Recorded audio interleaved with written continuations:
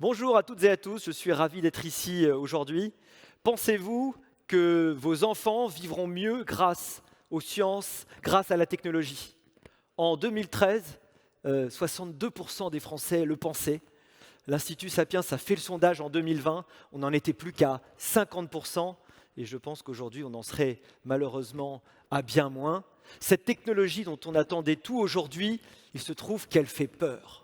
Je vais vous proposer, moi, d'être un petit peu d'abord son avocat à cette technologie pour montrer que ce progrès, il ne faut pas en avoir peur. Et faisons d'abord un retour en arrière au monde des Lumières. Vous avez ici le frontispice de l'encyclopédie de Diderot et d'Alembert, c'est-à-dire la première page de l'encyclopédie où vous avez une allégorie de la vérité qui est dévoilée par la raison et la philosophie. Les Lumières, c'était deux piliers. Le premier pilier, c'était l'idée qu'on allait pouvoir séparer la connaissance vraie de l'opinion. Le second pilier, c'était l'idée qu'on n'attendait plus seulement le progrès dans la vie après la mort, paradisie, aller auprès de Dieu, on attendait le progrès ici et maintenant, on croyait au progrès pour nous et pour nos enfants. Et cette promesse du progrès a été incroyablement tenue depuis 3 siècles. Souvenons-nous encore en 1900, au moment de l'exposition universelle, malheureusement, ça a été détruit depuis, c'était le palais de l'électricité. C'était la principale attraction. Tout le monde venait pour voir ce qui, à l'époque, était une technologie extraordinaire de lumière, d'ampoule. Même Thomas Edison était venu des États-Unis pour voir comment on avait magnifié son invention. Cela témoignait de cet extraordinaire vision-optimisme du monde. Et puis, la deuxième attraction que tout le monde avait empruntée, c'était ça s'appelait la rue de l'avenir, et c'était en fait un pont roulant qui faisait le tour de l'exposition universelle de 1900. Ce XXe siècle avait commencé, on l'a oublié, dans un siècle de célébration des technologies. Et pourtant, malheureusement, le XXe, on le sait par la suite, a été un siècle terrible. Ce soir d'avril 1912, premier grand traumatisme, on a compris que les technologies avaient encore des limites, que la nature se rappelait à nous et que ces technologies pouvaient être créatrices de malheur. Malheureusement, tout le XXe siècle a été la vérification de ces extraordinaires extrêmes, comme le dit l'historien Hobsbawm, qui ont été déployés pendant 100 ans. Des extrêmes évidemment sociaux, des extrêmes sur les régimes et des extrêmes scientifiques. À tel point qu'aujourd'hui, on en arrive à ce moment où certains d'entre nous vont prêcher une forme de néo-rousseauisme, l'idée que la société est mauvaise, que la société a corrompu l'être humain qui est naturellement bon, et que le but, ce serait de revenir à une forme idéale, fantasmée, mythique, de nature, d'état de nature, dans lequel il faudrait revenir, avec notamment cette opposition en réalité absurde entre ce qui serait chimique et ce qui serait naturel, alors qu'évidemment il y a du chimique dans la nature, malheureusement. Si on prend un peu de recul, et bien justement, revenons-en à la peste de 1348, je ne sais pas pourquoi elle était au tout début. En 1348, 30 à 40% des Européens sont morts. Vous savez qu'on a mis 500 ans à comprendre que ça venait de la puce du rat. On a du mal à comprendre combien la vie autrefois était difficile. Vous savez qu'on disait dans les campagnes, il faut 2 enfants pour faire un homme. Jean-Sébastien Bach, 1685-1750, il était orphelin de père et de mère avant 10 ans, il a été élevé par son grand frère, il a vu sa première femme mourir et il a vu 10 de ses 20 enfants mourir. Au XVIIIe siècle, c'était une vie assez banale. On peut se féliciter de vivre au XXe siècle. La croissance de la productivité agricole, elle est toute récente, elle date des années 50. Jusque-là, vous voyez, c'était extrêmement stable. On a multiplié par 7, grâce à la révolution de la productivité agricole, multiplié par 7 les rendements à l'hectare, et c'est comme ça qu'on arrive à nourrir les gens aujourd'hui. L'échange international, le commerce et les technologies et les sciences ont permis, alors que la population humaine explose, comme vous le voyez, qu'une grande part de cette population humaine sorte de l'extrême pauvreté. Nous avons réussi depuis le XIXe siècle, et même depuis les années 50, à faire partir non seulement en valeur relative, mais aussi en valeur absolue, un pourcentage de la population qui vit sous le seuil de pauvreté. C'est grâce aux sciences, à la technologie et aux échanges. On peut se féliciter tous les jours d'être au XXIe siècle. L'un de mes enfants, il y a 3 ans, a fait une péritonite. Aujourd'hui, on en est quitte pour un coup d'ambulance et intervenir très très vite.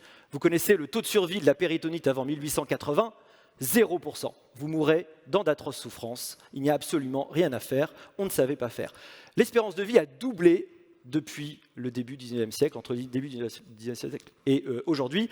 Espérance de vie à la naissance, c'est formidable de vivre à cette époque. En réalité, la vocation humaine, depuis le début, elle avait été très très bien vue par ce mythe de Prométhée. Vous savez, Prométhée, qui est un titan, a donné aux êtres humains la première technologie parce que l'être humain était faible, il n'avait aucune des forces des animaux, sa seule capacité, c'était l'intelligence. Et cette toute première technologie, la techné, c'est l'art de produire, c'est le truc qui va aider à produire, c'est l'action efficace. Cette première technologie, c'est le feu. Et regardez combien le mythe est exact, puisqu'on sait que le feu qu'on a domestiqué depuis au moins vraiment 300 à 400 000 ans nous a en effet permis d'être différents. Le feu nous a rendus différents, la technologie nous a changés, nous sommes des êtres technologiques. Vous savez que sans le feu qui nous permet de digérer plus vite nos aliments, on n'aurait pas un cerveau aussi grand. Là, tel que vous êtes ici, votre cerveau, c'est un luxe extraordinaire. Il pompe 20% de votre énergie au repos. Pour ça, il faut avoir beaucoup d'énergie et le feu vous permet de l'acquérir plus vite.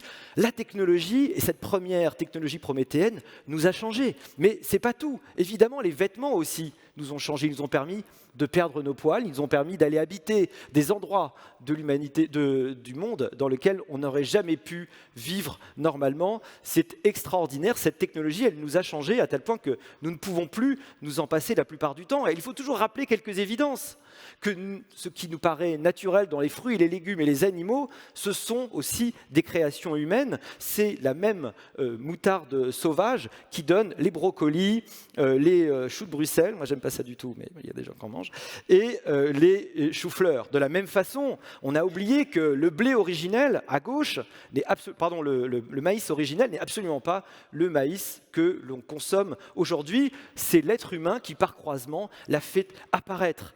La pomme de terre aussi naturelle était beaucoup moins intéressante. On n'aurait pas pu faire des frites très très agréables avec ça. On pourrait aussi citer la pastèque, qui est vraiment pas terrible dans son milieu naturel, dans son origine naturelle. Et la banane est vraiment aussi extrêmement décevante. Je pense que vous n'en auriez pas, et mes enfants non plus, on n'aurait pas mangé autant si on n'avait pas eu cet effort de création des bananes modernes. On pourrait parler aussi des chiens et des chats, des vaches, etc., qui nous paraissent naturels, mais qui sont d'ores et déjà, qu'on le veuille ou non, des créations humaines, des sélections humaines, et l'aubergine aussi était très différente. C'est vrai qu'elle a l'air quand même plus appétissante à droite. Alors c'est vrai que j'ai été l'avocat, peut-être faisons-nous un peu le procureur de ces nouvelles technologies. On sait que les technologies ont un versant obscur. Depuis toujours, ces technologies, c'est une dialectique. Elles nous augmentent tout en nous diminuant. Elles nous augmentent et elles nous atrophient. Et c'est vrai qu'elles nous permettent de résoudre des problèmes que la technologie d'avant a créé, et donc on est obligé d'avoir d'autres technologies. Regardez, les paléoanthropologues montrent que les flèches composites et les arcs composites, enfin les outils composites, quand on les a inventés, nous ont permis de réduire considérablement notre taille musculaire, notre importance de muscle. Pourquoi? Parce que c'était plus la peine de courir aussi vite, on avait des outils pour le faire. La technologie, depuis toujours, elle nous change parfois en créant des formes d'atrophie. Alors c'est vrai que la technologie nous a permis aussi de développer de la préhension un petit peu fine grâce évidemment aux travaux que cela a entraîné. Mais en même temps, on n'a plus les mêmes capacités qu'on avait autrefois. On a, les grands auteurs expliquaient il y a 2000 ans que c'était terrible l'écriture et les livres parce que ça faisait perdre la mémoire. Et oui, c'est pas faux. Autrefois, quand on n'écrivait pas, quand l'écrit était beaucoup plus difficile d'accès, on avait une quantité de choses en mémoire qui était extraordinaire. Tous les Grecs connaissaient tous les vers de l'Iliade et l'Odyssée par cœur. Aujourd'hui, on apprend beaucoup moins par cœur. On a, c'est vrai, une forme de mémoire qui s'est atrophiée parce qu'on a l'outil de l'écriture. Malheureusement, aujourd'hui, quand on est adolescent, on passe souvent par le moment où on va devoir avoir un appareil dentaire. Vous savez que c'est tout simplement la conséquence du fait qu'on mastique beaucoup moins, que notre corps n'était pas prévu pour cette civilisation où nous avons beaucoup moins de choses à mastiquer. On a une bouche trop petite, il faut nous arracher, c'est terrible, les dents de sagesse. Il faut mettre de la technologie pour faire que notre bouche existe toujours sans que ça soit trop douloureux. Et c'est ça, la technologie qui va aller au service des problèmes nés de la technologie. Ici, dans cette salle, il y a normalement une personne sur 30 qui est née en éprouvette. De la même façon, cette technologie, elle fait que de plus en plus, nous allons pouvoir travailler au décalage entre vie naturelle et biologique et vie sociale. Et regardez, de plus en plus de femmes aujourd'hui font congeler leur œuf parce que justement, il y a un décalage très très fort entre la vie biologique qui était prévue pour qu'à 25 ans, en gros, ça soit à peu près terminé, et puis la vie sociale qui fait qu'aujourd'hui, on commence sa vie de plus en plus tard. Une étude avait montré que les chauffeurs londoniens, alors là c'est Taxi Driver, vous avez reconnu, mais je n'ai pas résisté à l'idée de mettre la photo, les chauffeurs londoniens, depuis qu'ils utilisent le GPS et non plus leur cerveau, ont la taille de leur hippocampe, c'est-à-dire la partie de leur cerveau qui stocke la mémoire spatiale, la taille de leur hippocampe qui a diminué. L'utilisation des technologies nous fait perdre en mémoire, sans doute aussi de plus en plus en capacité de concentration. Alors, on est en face d'un tsunami technologique extraordinaire. On sait qu'arrive l'ère des robots, l'ère de l'IA générale. On sait que ça va être dans quelques années, peut-être même dans quelques mois, tellement les choses sont sur une exponentielle complètement folle. On va avoir des robots assistants, des robots qui vont nous permettre de faire de plus en plus de choses et aussi de ne pas faire de plus en plus de choses, et sans doute c'est en partie terrifiant, puisque cette atrophie dont je parle, nous allons avoir des moyens de plus en plus grands. Plus de 40% des Américains, des adultes américains sont obèses. Nous avons perdu en capacité de mémoire, en capacité de concentration. Oui, ces technologies, nous mangeons d'ailleurs, vous savez, 60 à 70 kilos de sucre raffiné par an, alors qu'à l'état naturel de chasseur-cueilleur, on n'en mangeait pas plus de 2 ou 3. Oui, ces nouvelles technologies, elles nous atrophient, elles créent des difficultés qu'on va devoir essayer de régler aussi par les technologies. Bien sûr, on ne peut pas oublier le problème climatique. Vous savez qu'on est à peu près sûr que les habitants de l'île de Pâques, à mesure qu'ils détruisaient leur environnement, l'ont détruit en essayant d'invoquer justement des dieux, en construisant des moailles toujours plus grands, donc en détruisant, en coupant les arbres. Et la destruction, le fait qu'il n'y ait plus d'arbres faisait qu'ils avaient évidemment de moins en moins de sol. Et ils sont morts, ils ont disparu, leur civilisation a disparu dans une sorte de course en avant où ils ne comprenaient pas que la façon dont ils essayaient de régler leurs problèmes était justement leur principal problème. Pour terminer, je pense qu'il faut revenir toujours à la mythologie. La techné est liée de façon très importante à Métis, à la Métis qui est la déesse de la ruse. Vous savez que Métis, c'était la première femme de Zeus. Zeus s'était marié avec Métis, avec la ruse de celui qui est moins fort pour gagner. C'est la ruse qui va te permettre d'être meilleur contre celui qui est plus fort que toi. Mais on lui avait prédit que Métis, qui était enceinte, accoucherait de quelqu'un qui allait être plus fort que Zeus, qui allait le détrôner. Du coup, Zeus a mangé Métis, bah oui, c'est comme ça. Et au bout d'un moment, il a eu un peu mal à la tête. Et comme vous savez, Héphaïstos a ouvert sa tête. Et c'est Athéna qui est sortie tout armée. Athéna, déesse de la sagesse. Quelle plus belle façon, et vous voyez quelle sagesse antique encore une fois, que de montrer que cet art de la ruse, lié à l'art de la production qu'est la techné, est un art qui peut être terrible, qui peut être un art qui nous détrône, si on ne sait pas le maîtriser, mais en revanche, si on le fait sien, on peut en faire un art de la sagesse. Finalement, la technologie, c'est comme l'argent, c'est juste un très mauvais maître, mais un très bon serviteur, à condition qu'il reste dans ces conditions-là. Merci.